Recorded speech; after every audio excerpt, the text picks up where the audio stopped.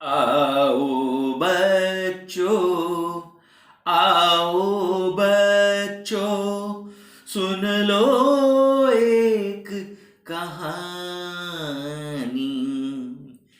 पंचतंत्र से चुन के लाए है अनूप की वाणी।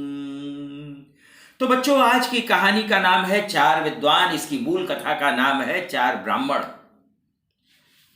एक गांव में चार मित्र रहते थे। चारों विद्वान थे, पढ़े लिखे थे, लेकिन उसमें तीन जो थे वो सिर्फ किताबी ज्ञानी थे, और एक जो था वो थोड़ा कम विद्वान था, लेकिन उसमें व्यवहार का ज्ञान बहुत ज्यादा था। तो एक बार की बात है कि चारों ने सोचा कि चलें शहर की ओर और वहां से चलकर अपनी विद्वत्ता का कुछ फायदा उठाएं और वहां से कुछ कमा कर लाएं।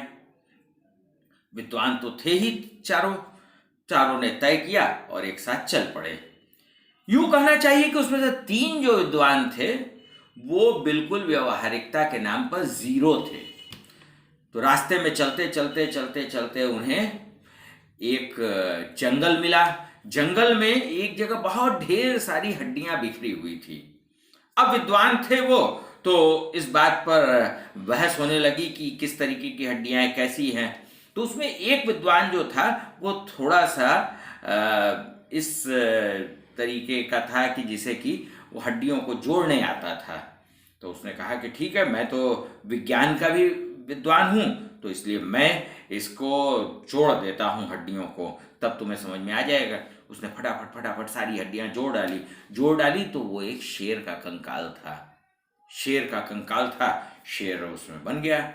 दूसरे विद्वान को मांस मज्जा और ये सब लगाने आता था, उसकी विद्वत्ता इस तरीके की थी। तो उसने कहा कि रुको, मैं इस पर मांस मज्जा वगैरह लगा के इसकी चमड़ी लगा देता हूँ और इसका पूरा शरीर तैयार हो जाएगा।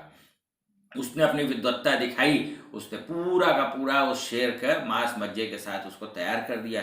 तीसरा तंत्र विद्या को भी जानता था, तो उसने कहा कि अच्छी बात है, तुमने अब अपनी विद्वत्ता दिखा दी ना, तो मैं एक काम करता हूं, इससे तंत्र विद्या से इसमें जान डाल देता हूं।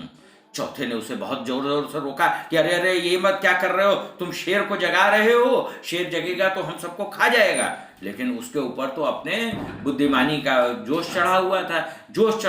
तो उसने कहा कि नहीं नहीं, मैं अभी अपनी बुद्धिमत्ता दिखाता हूँ। तो तीसरे वाले ने कहा कि अब मैं मंत्र पढ़ने जा रहा हूँ इस पर। चौथे ने कहा कि भाई तुम लोग जो भी मंत्र पढ़ना हो, जिसको भी जो करना हो कर लो, लेकिन 1 मिनट रुको, मैं जरा बगल के पेड़ पर चढ़ जाता हूँ। वो जल्दी जल्दी जल्दी जल्दी बगल के पेड़ पर चढ़ गया।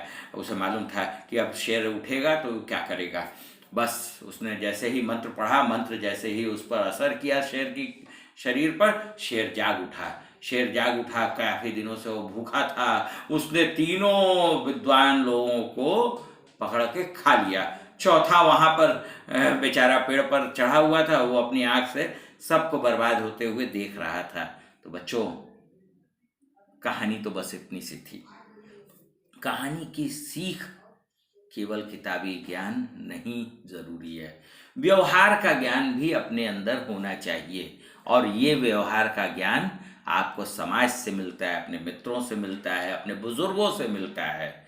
किताब सब चीज आपको सिखाती है, व्यवहार समाज सिखाता है, बुजुर्ग सिखाते हैं। तो उन सब का, समाज के सारे बातों का आदर कीजिए, अपने बुजुर्गों की बातों का आदर कीजिए और अपने जीवन में सफल होइए। इसी शुभकामना के साथ आज की कहानी से विदा। हम फिर मिलेंगे, तब तक के लिए नमस्ते।